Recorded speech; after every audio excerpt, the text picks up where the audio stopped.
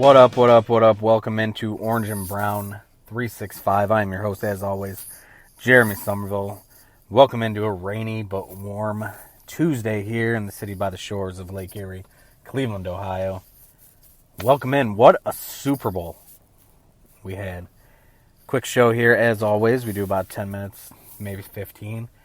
Try to keep it short, try to keep it as well as we can. I record these usually while waiting for my kids to get out of school in the afternoon. Deal with me here. I've got a sinus infection, so at times I sound like a man. At other times I may sound like a woman. At other times, who knows what exactly I sound like. If you want to be a part of the show, hit me up on Twitter at SomervilleCLE. The text number is 440-537-5647. Or if you want to email me anything else you want to say, Somerville Jeremy, that's SOMERVILLE Jeremy at yahoo.com. Probably going to shorten that one up eventually, but we'll see. I want to talk about the Super Bowl right off the bat. What a game that was. The Atlanta Falcons came out and just put the gas pedal to the floor and looked like they were about to put a whooping on the vaunted Patriots and the amazing Patriots that everyone knows and loves. And then all of a sudden, up 28-3 in the third quarter, Tom Brady showed everyone why he is the GOAT, the greatest of all time. Up until this week, I would have told you Joe Montana was the greatest quarterback, in my opinion, that I'd ever seen. I saw most of the end of his career with San Francisco, and of course the time he was with the Kansas City Chiefs. But I have lived through every moment of Tom Brady's career here. 17 years now since he was drafted in the 6th round of the 2000 NFL Draft, behind the likes of Spurgeon Wynn and just too many people to even go through that were terrible. 6 quarterbacks drafted ahead of him, and they were all awful. But of course the Browns took Spurgeon Wynn, so I would know that off the top of my head, no problem. Tom Brady went full-on GOAT. 466 yards passing, 14 catches for James White, and the Patriots showed why everyone fears them every single season. It's because they don't quit. You can't measure someone's heart, and that is no truer than in Tom Brady. When he came out of that school up north, 6'4", 211, you see the combine video. This kid, he looked like a skinny kid who was just going to come in and he would be practice squad filler, training camp filler, something like that. And this man has developed into possibly and arguably the greatest quarterback of all time. Now, if you ask me, he is the greatest quarterback of all time, because he has done it with many different players. It wasn't with Peyton Manning where he had Marvin Harrison, then Reggie Wayne, then Demaryius Thomas, where he always had the stars. Now, has Brady had stars with him? Absolutely.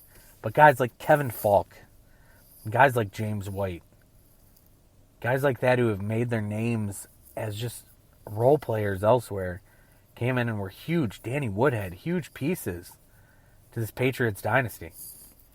17 years now. And I think he's got 3 more good years in him.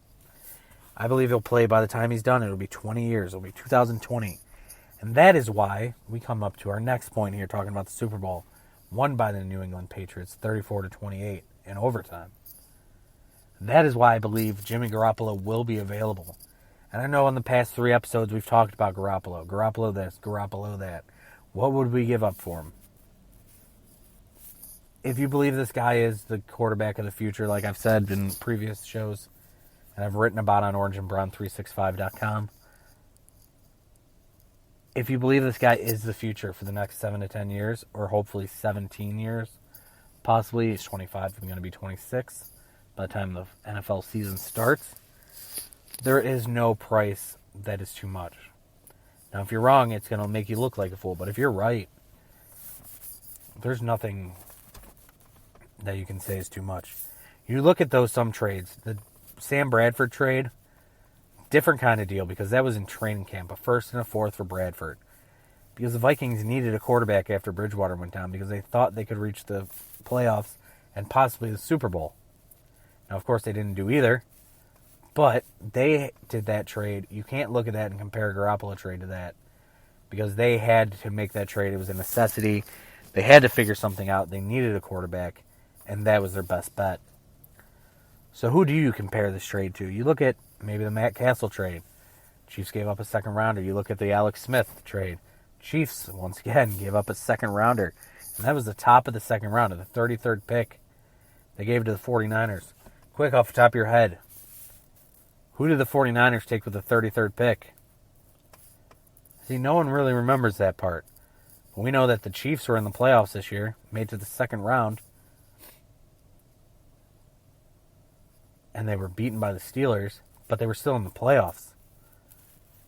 Alex Smith, while he may not be one of the top 10 best quarterbacks in the league, he's probably in that second and a half tier quarterback. He's been good enough to get his team to the playoffs. He's not great, but he's good enough. He's never going to be a guy who can lead a team by himself, but he's always going to be a guy who can lead a solid team to the promised land. I think the same thing is true when we talk about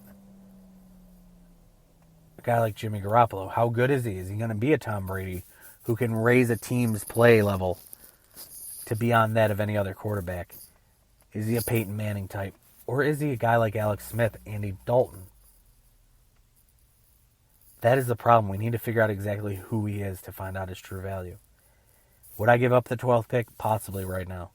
Because I think he's better than Trubisky right now. I think he's better than Watson, better than Kaiser, better than Mahomes. Mahomes is an intriguing prospect who can be very good in a couple of years. But none of these guys is going to come in right off the bat and be any better than anything we have on this roster. Excuse me. Mahomes in a couple of years might be the best quarterback out of all of them. Deshaun Kaiser, while he struggled in college in a Brian Kelly system, throws the prettiest ball of any of them. But you wonder why he wasn't able to pull out wins at Notre Dame. How good is he going to be? Can he break down an NFL defense? All kind of stuff that's going to take time. None of these guys are going to come in. Even as good as Deshaun Watson looked against Alabama, you watch the rest of his film, there are times where you wonder what he's thinking, what exactly he sees. He tries to throw balls in tight windows that make no sense sometimes. Yeah, Jameis Winston did the same thing, but Jameis Winston, you could at least see the thought process and see him breaking down film. It's why he was able to come in year one and be pretty damn good as an NFL quarterback. Mitch Trubisky, who I think is the best out of the bunch, his ceiling may be Andy Dalton or Alex Smith. But he's also the least likely to be a bust, in my opinion. Trubisky has arm strength, but it's not overly strong. He's the most accurate. He's highly cerebral, and he's going to surprise people with how athletic he is once it comes down to the combine. Now, I may be biased semi towards Trubisky. I watched him play in college. I watched him play in high school. I saw how good this kid is and how much of a worker he is. If he comes in, though, to the combine and weighs in or measures in at 6'1", and he throws the ball under 55 miles per hour, which is kind of where you want the ball to be above for NFL quarterbacks, there's going to be doubts on him. He could slide. Is he the number 2 overall pick? Possibly. Myles Garrett needs to be the number 1 overall pick. That's all I know. So based on the guys coming out, Garoppolo's value could be anything the Browns want it to be. If they say he's going to be the guy to lead us somewhere, to get us out of this rut where we don't have a quarterback, trade for him.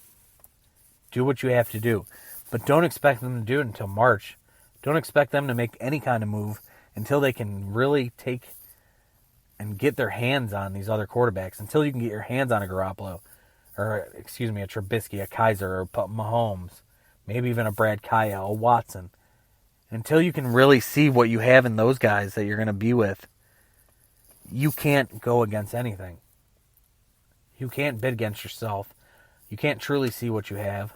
You really need to break it down with everyone included. But if it was me and I was saying, okay, in this draft, who do I have? I would say Garoppolo is your top quarterback in this draft. I want to thank you all for listening. As always, remember, you can catch me here on Orange and Brown 365 on Spreaker. You can catch this show also. You can check my Facebook or Twitter. Check out Facebook at Orange Brown 365. You can find it there. Check me out on Twitter at SomervilleCLE, SomervilleCLE. Check out the website, orangeandbrown365.com. I want to thank you for listening. As always, remember, if you live the life you love the life you live. Good night, kids.